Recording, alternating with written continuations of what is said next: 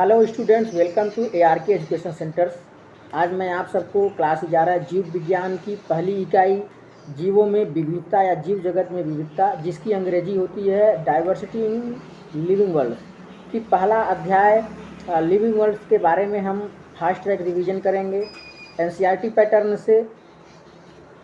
Chapter start करने से पहले मैं आपको जीवों के बारे में बता देता हूं कि आप किस आधार पर या किस विशेषताओं या किस लक्षण के आधार पर आप जानेंगे कि यह जीव है या निर्जीव है।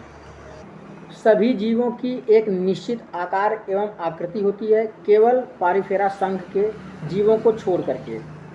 सभी जीवों का जो शरीर होता है एक निश्चित संगठन या निश्चित ऑर्गन्स के क्रम में बने होते हैं, जैसे कि सेल के बाद फिर टिश्यू के बाद फिर ऑर्गन्स के बाद फिर आपका तंत्र के बाद फिर तंत्र सिस्टम होता है। इसी प्रकार से हर एक जीवों में एक शारीरिक संगठन होता है। सभी प्रकार के जीव वृद्धि करते हैं। सभी प्रकार के जीवों में प्रचलन होती है, गति होती है। सभी प्रकार के जीवों में साइटोप्लाज्म अर्थात जीव द्रव्य भी पाया जाता है, जो निर्जीवों से अलग करता है। जीवों में जैविक क्रियाएं होना बहुत ज़रूरी है, अतः जैविक क्रियाओं में पाचन, श्वसन, परिवहन, उत्सर्जन, प्रजनन इत्यादि सभी क्रियाएं आते हैं। अनुकूलन भी सजीवों का विशेष लक्षण होता है। पूरे संसार में लगभग अब तक 1.7 मिलियन से लेकर के 1.8 मिलियन तक जातियों की खोज हो चुकी है। इतने सारे जातियों को अध्ययन करना, उनमें अलग अलग टैक्सॉन में डिवाइड करना, ये सभी एक नामकरण के द्वारा संभव हो सकता था। इसीलिए द्विनाम पद्धति दिया गया। कैरोलस लिनियस वैज्ञानिक थे, एक उनके द्वारा दिया गया। इसीलिए द्विनाम पद्धति के जन्मदाता या father of binomial nomenclature Carolus Linnaeus को माना जाता है। इस विधि में किसी भी या सभी प्रकार के जीवों के दो नाम होते हैं, जो कि पहला नाम वंश को दर्शाता है और दूसरा नाम जाति को दर्शाता है। पहले नाम यानी वंश को बड़े अक्षरों में तथा छोटे नाम जैसे जाति को छोटे अक्षरों में लिखा जाता है। नॉमेनक्लेचर लैटिन भाषा में किया जाता है। जब भी नॉमेनक्लेचर किया जाता है या किसी जीवों का नाम लिखा जाता है, वैज्ञानिक नाम, तो उसके नीचे अंडरलाइन कर देना चाहिए।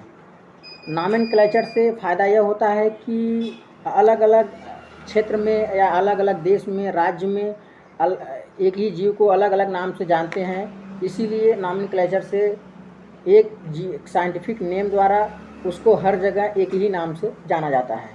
वर्गीकरण की बात करते हैं तो सबसे पहला नाम टैक्सा का आता है या टैक्सॉन का आता है। तो सभी जीवों को उनके समानताएं या असमानताओं के आधार पर, उनके विशिष्ट लक्षणों के आधार पर किसी समूह, वर्ग, जाति, वंश, कुल, गण किसी भी वर्ग में या डिवीजन में देना या रखना टैक्सा कहलाता है। यह सिस्टमेटिक वर्गीकरण का एक भाग होता है। जैसे प्लांट, एनिमल, स्तनधारी, गेहूँ, ये सभी आपके टैक्सा में आते हैं। तो वर्गीकरण के बारे में आपके बता दूं कि वर्गीकरण किसी भी जीवों के समान लक्षणों का अध्ययन करना और उसे किसी विशेष वर्ग में रखना वर्गीकरण कहलाता है। वर्गीकरण मतलब सिस्टमैटिक्स एक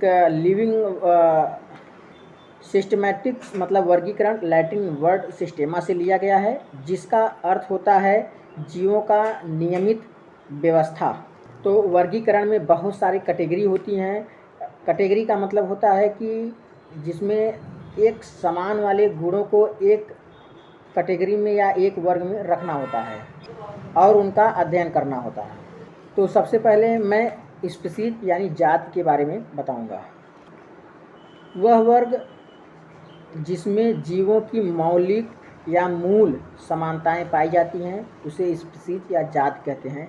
जैसे कि मैंगीफेरा इंडिका, सोलेनम ट्यूबरेशम, पैंथर लियो इत्यादि सभी में इंडिका, ट्यूबरेशम, लियो तीनों जाति को दर्शाते हैं।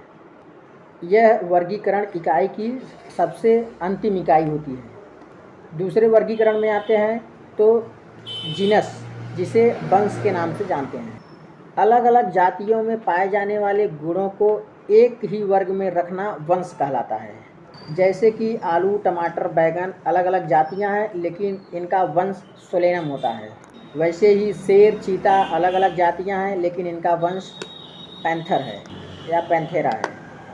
तीसरी कैटेगरी के बारे में आते हैं तो उसे कहते हैं फैमिली। फैमिली जिसका हिंदी कुल होता है। जाति वंश में समानता रखने वाले टैक्सा को फैमिली कहा जाता है। सोलेनम, धतूरा, पिटूनिया ऐसे बहुत सारे वंश हैं जिसको सोलेनेसी फैमिली में रखा जाता है। शेर, चीता, बिल्ली को फेलिडी फैमिली तथा कुत्ता को कैनिडी फैमिली में रखा जाता है। चौथी कैटेगरी हम ऑर्डर के बारे में आते हैं जिसका हिंदी गण होता है। जात, वंश, कुल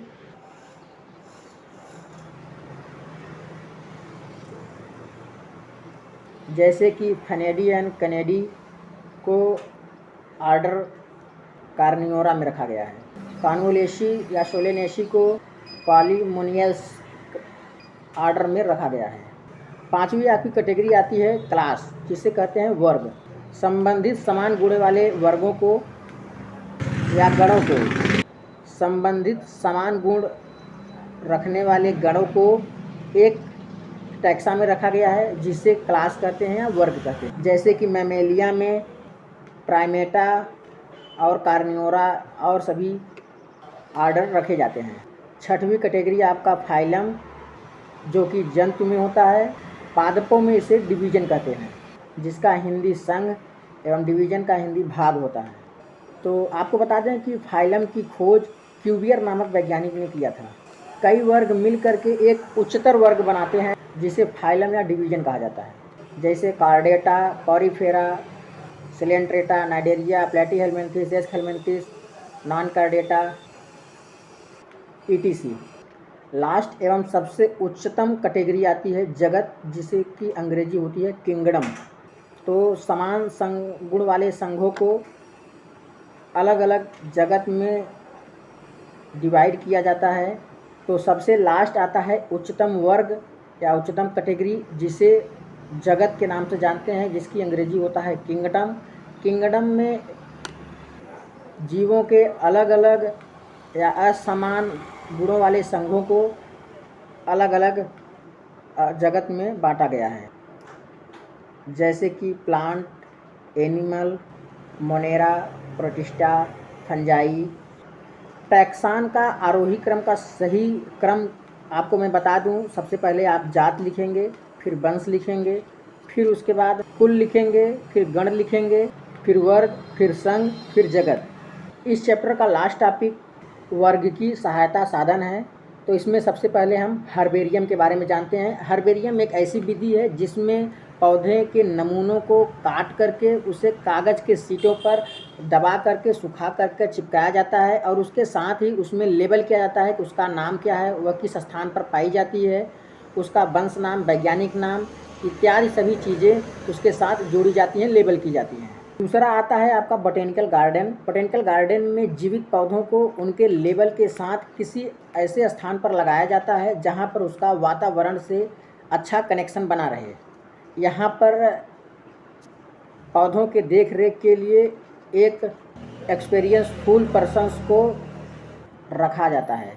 यहाँ पर बाहरी जीवों का आना मान्य नहीं होता है। कुछ प्रसिद्ध बोटेनिकल गार्डन का मैं नाम आपको बता दूं। बोटेनिकल गार्डन क्यू, दूसरा इंडियन बोटेनिकल गार्डन हावड़ा, तीसरा national botanical research institute Lucknow. तीसरा साधन आपका म्यूजियम है। तो म्यूजियम के बारे में मैं आपको बता दूं। प्राणियों तथा पौधों के नमूनों को किसी विशिष्ट सॉल्यूशन में रखकर उसके अध्ययन तथा रिसर्च के लिए रखा जाना एक विधि होती है जिसे म्यूजियम कहते हैं। म्यूजियम शैक्षिक स्थानों पर स्थापित किए जाते हैं। चौथा आपका आता है जूलॉजिकल पार्क। विशिष्ट प्रकार के जीवित प्राणियों को एक स्थान पर रखना और उसका अध्ययन करना, उनके स्पीसीज को बचाना, जूलॉजिकल पार्क में ये सब संभव होता है। जूलॉजिकल पार्क की हिंदी प्राणि उपवन या चिड़ियाघर भी कहा जाता है। यहाँ पर वन्य जीवों की आहार, प्रकृति एवं व्यवहार के बारे में जाना जाता है। तो फटाफट रिवीजन के साथ ये चैप्टर आपका कंप्लीट हुआ। चैनल को सब्सक्राइब करना ना भूलें, साथ ही लाइक करें और कमेंट करके हमें ज़रूर बताएं कि हमारी वीडियो आपको कैसी लगी। धन्यवाद।